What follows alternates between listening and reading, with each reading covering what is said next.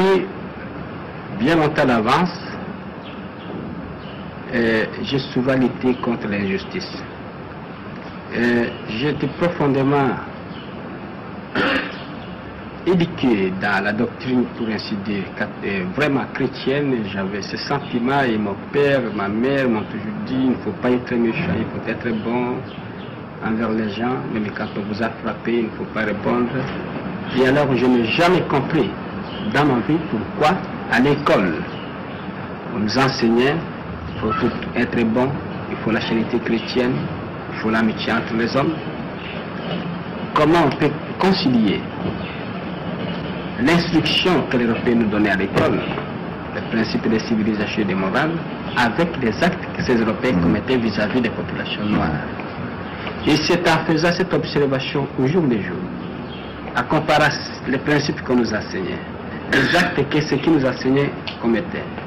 Et alors, je voyais chaque fois la contradiction. C'est alors que j'ai commencé à prendre de plus en plus conscience, n'est-ce pas,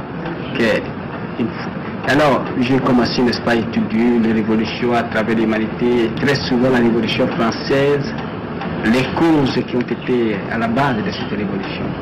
Pourquoi ces gens se sont révoltés? Pourquoi ils ont lutté pour la liberté? Et j'ai compris que vraiment, à travers toutes les révolutions, il y a un élément profond. C'est la lutte contre l'injustice, contre l'oppression.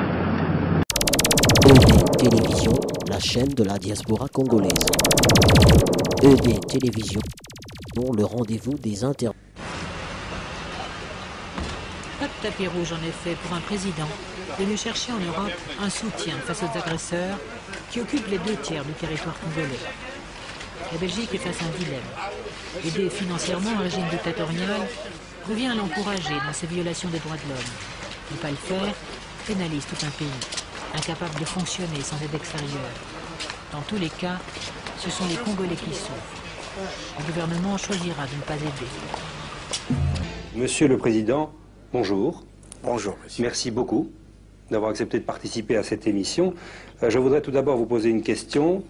À l'heure qu'il est, comment qualifiez-vous l'accueil de la Belgique que vous avez reçu jusqu'ici? Vous le qualifiez de froid, de tiède ou de chaleureux?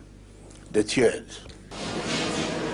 Pour sa prestation de serment devant la Cour suprême, le général Joseph Kabila a renoncé à l'uniforme et au costume safari de son père. Il se déclare président de transition, avec l'autorité d'un homme qui aimerait, l'assistance le sent bien, rester en place longtemps.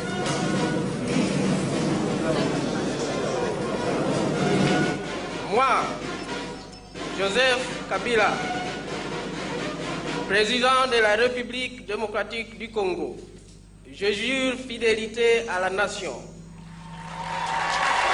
Dans son premier discours, fruit d'une longue préparation collective, le jeune président parlera d'ouverture, d'élection, de dialogue, comme son père 4 ans plus tôt. Mais il parlera d'abord de la paix.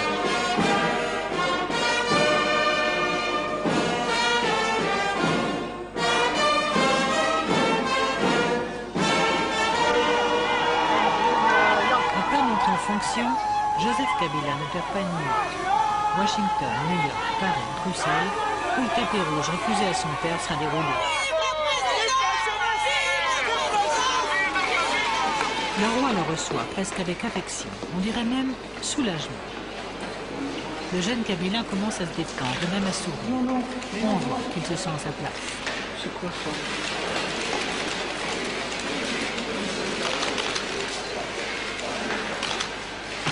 Ceux qu'il rencontre se disent impressionnés. Après ses entretiens avec le ministre des Affaires étrangères, il va répondre pour la première fois à la presse belge. Il prendra 2 questions, pas une de plus, dont celle-ci, capitale. Va-t-il permettre au parti politique congolais interdit par son père de se remettre à fonctionner librement?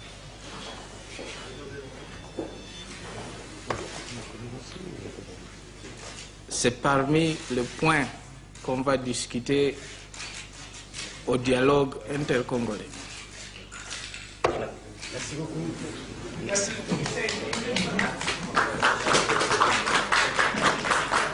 Aujourd'hui, personne n'a de véritable légitimité au Congo. Il se fait que les circonstances ont mis en place un jeune président qui a autour de lui un certain nombre de ministres, qui affirme vouloir l'ouverture, qui a fait un discours qui, ma foi, peut être interprété comme un discours d'ouverture, qui a déjà pris des décisions sur le plan économique notamment qui sont des ruptures véritablement par rapport au passé, qui a un certain nombre de contacts, qui a une lourde responsabilité évidemment de tenir l'État congolais dans des circonstances difficiles. Il n'y a donc pas de raison de faire un procès d'intention. Le Premier ministre belge va promettre au président congolais d'augmenter l'aide humanitaire à son pays, et sans donner encore de chiffres ni de camions. 2 semaines plus tard, à Lusaka, en réponse aux ouvertures de Joseph Kabila, les belligérants qui se disputent le Congo se sont mis d'accord pour cesser les combats. Mais au Congo, l'histoire montre que les pires dérapages sont toujours possibles.